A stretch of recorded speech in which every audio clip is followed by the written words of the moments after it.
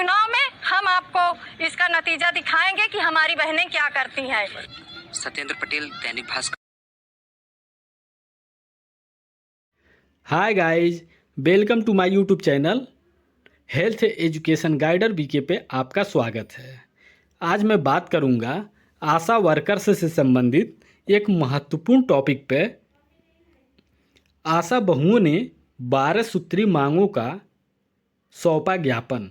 कहा, आप हमसे काम करवाएंगे तो उसके पैसे देने पड़ेंगे, नहीं तो हम चुनाव में नतीजा दिखाएंगे।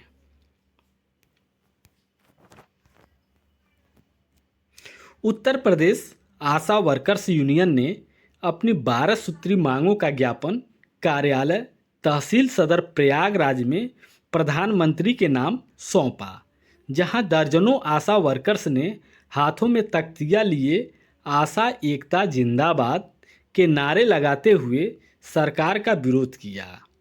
आशा बहुओं ने कहा कि यदि आप हमसे कार्य करवाएंगे तो आपको उसके पैसे देने पड़ेंगे, नहीं तो हम आने वाले चुनाव में इसका नतीजा दिखाएंगे।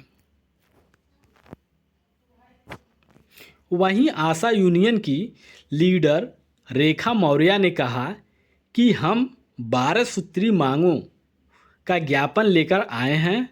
हमने एक को राष्ट्रपति द्रौपदी मुर्मू को संबोधित ज्ञापन भी सौंपा था।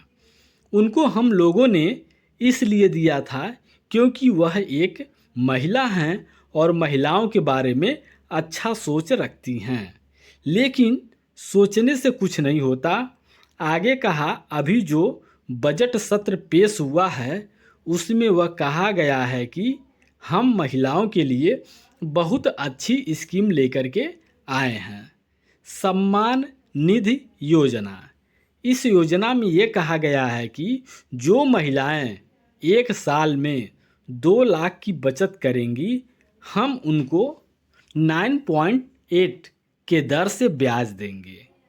तो हम राष्ट्रपति महोदया से पूछना चाहते हैं कि जितनी हमारी आशा बहनें हैं, पहले आप उनके बारे में जानकारी लीजिए कि हमारी आशा बहनें क्या साल में 2 लाख कमाती ही हैं कि हम 2 लाख की बचत करेंगे। सरकारी कर्मचारियों का काम हमारे ऊपर थोपा गया है। हम जो ज्ञापन देने आए हैं तहसील पर, वह प्रधानमंत्री के लिए है, क्योंकि वो भी महिला सम्मान के बारे में बहुत बड़ी बड़ी बातें करते हैं। तो उनको आशाओं के बारे में अच्छे से जानना चाहिए और समझना चाहिए, और उन्होंने जितनी महिलाओं के बारे में झूठा जुमला निकाला हुआ है उसको वह बंद कर दें। तब देखो महिलाओं का सम्मान।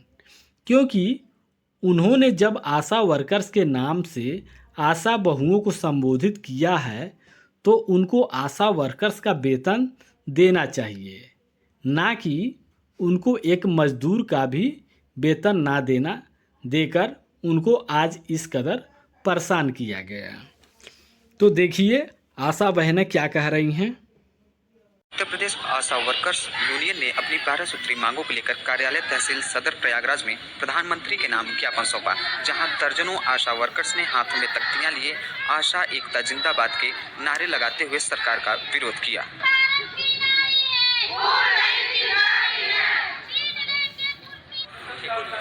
उन्होंने ये योजना लागू की है कि जो महिलाएं 2 साल में 1 साल में 2 लाख की बचत करेंगी, हम उनको 9.8 के हिसाब से ब्याज देंगे।